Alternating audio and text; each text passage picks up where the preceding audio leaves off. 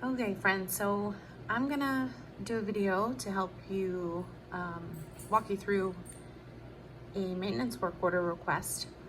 So I have my internet browser pulled up. I have favorited our work order system. You're welcome to do that from your home computer. We also have it favorited in the office. But how you would get to it if you haven't done that yet, you just go to bloomu.edu. You can go to the A to Z index, go to F for facilities management.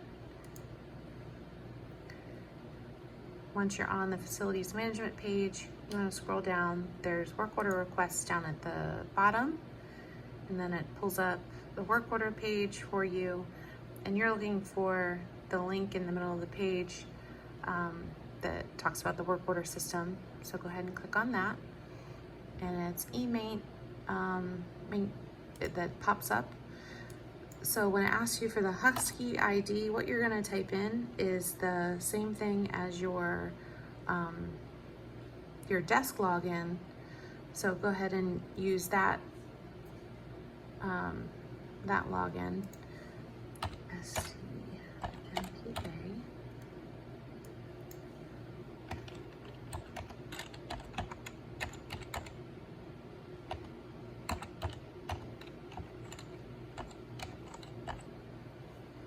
See if I remembered it. All right, okay. So eMaint is the system. There is a tutorial that walks you through here on the main page as well with a few items, but we'll go ahead and go through it. You're gonna go up into the corner here and add new request. So you can click on that. A screen will pop up and it highlights, I don't know why exactly it's highlighting everything, but it's talking about the mandatory fields that you have to fill in.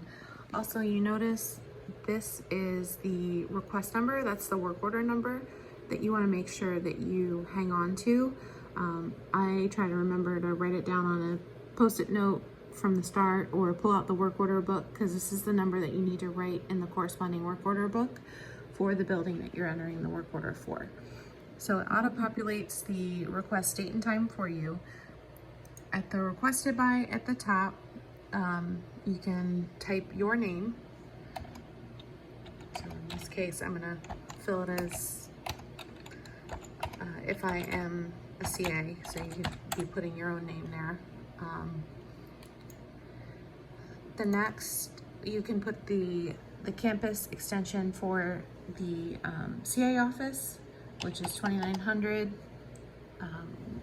Most of your rooms don't have campus telephone numbers, so feel free to use that even if you're filling it out from your room. You can also put your phone number if you're using this for your own like apartment and you want to call about it, or if they have questions they can call you about it. For your email address, go ahead and put your student email if you want to be notified for it.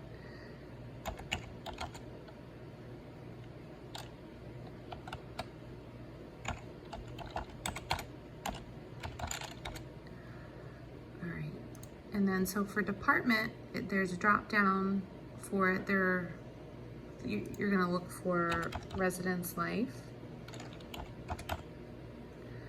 So if you start typing in residence, it'll eventually into residence hall.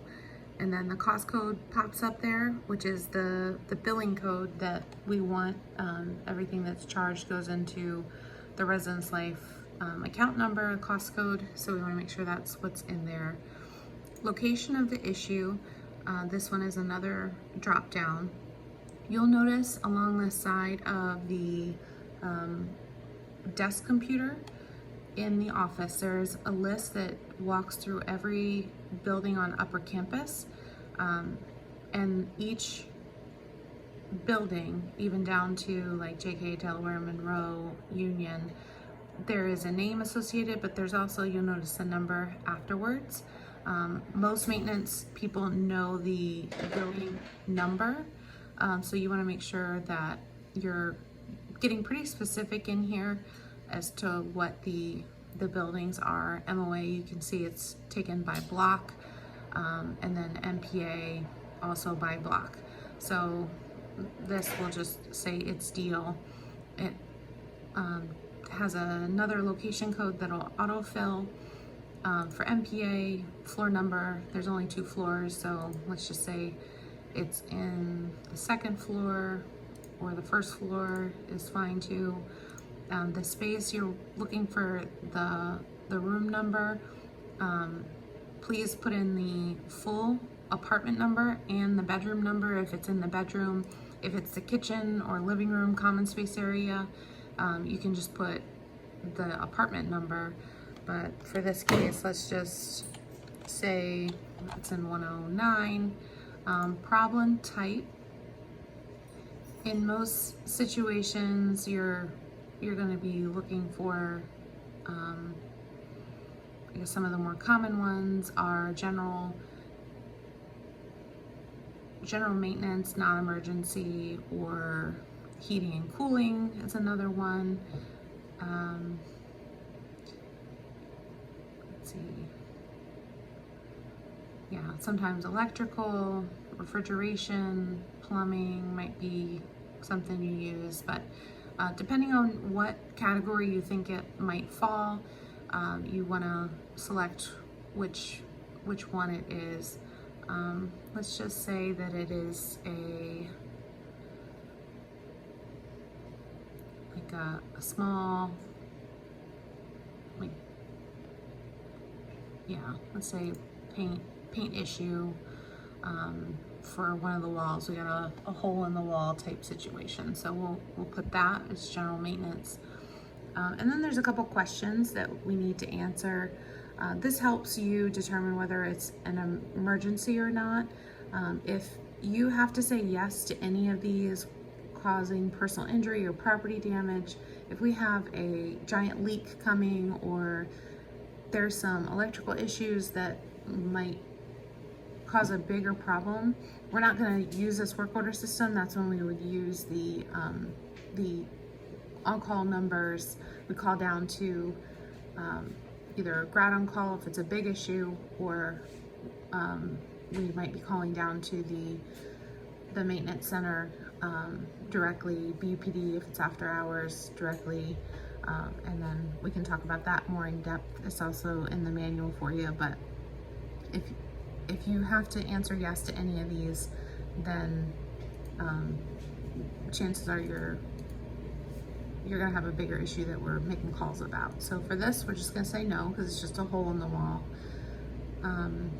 This doesn't relate to any reservation, so you can just ignore that. Next section, there's no event start time or anything. For a brief description, this is, you wanna just leave it pretty short, but for this we'll put MPA 109 hole in living room wall. Sorry, I'm typing with one hand. Okay, and then additional comments. This is where you want to get a little bit more specific. They're going to be looking at this to find out where in the apartment it is. If you just say living room wall, they're not going to know where to necessarily look. So to help our maintenance staff out, we want to try and be really specific. So if there's like a doorway or a window that it's by, or if you're walking into the room, you can say when entering front door, it's on the right hand wall, halfway to the next doorway, or however you want to describe that. Or if it's near a window, you could say below living room window,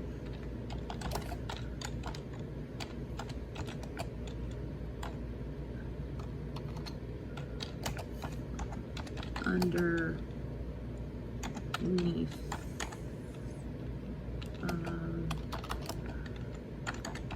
the left window. So if it's bathrooms, you want to, for JK, you want to let them know whether it's bathroom 1 or bathroom 2. If you say cabinets, you want to make sure let them know whether it's kitchen cabinets or hallway cabinets, that kind of thing. Just imagine yourself trying to describe to someone that's never been into the apartment at all where something is. So the more details, the better. If you have an image, you can upload that. That's kind of helpful with especially damaged holes in wall, punches, or things like that. If you want to fill this out on your phone, you can. That also makes it easier to upload an image. You absolutely don't have to, but if you happen to have one, you could. So once that's done, you can go up to the top here and it says save new record. I'm not going to do that because this is a bogus one that I'll be like, what are you doing? But that's our work order system. Once you have hit save, just remember to go back to the work order book and enter that number in that we talked about at the top, and then also enter